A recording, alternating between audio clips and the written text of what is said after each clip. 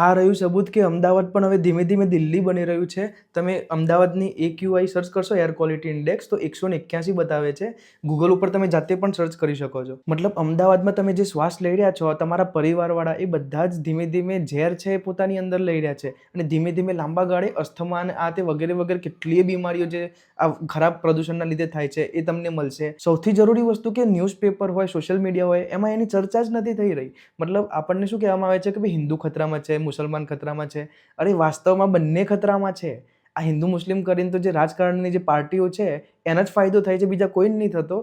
સાચી વસ્તુમાં તો એક માણસ જે શ્વાસ લઈ રહ્યો છે એને આ વસ્તુ વિશે લડવું જોઈએ, બોલવું જોઈએ. કોઈ પણ પાર્ટીનો કોઈ પણ નેતા હોય જેને ક્લાઇમેટ ચેન્જ, AQI, પ્રદૂષણ આ વસ્તુ વિશે ખબર જ ના હોય તો શું જખ મારવા નેતા બનેલો છે? સાચેમાં તો કોઈ નેતાની ભૂલ નથી, કારણ કે નેતા એ પબ્લિકનો પ્રતિનિધિ છે. પબ્લિકને જ કંઈ ખબર નથી, પબ્લિકને જ કંઈ પડી નથી.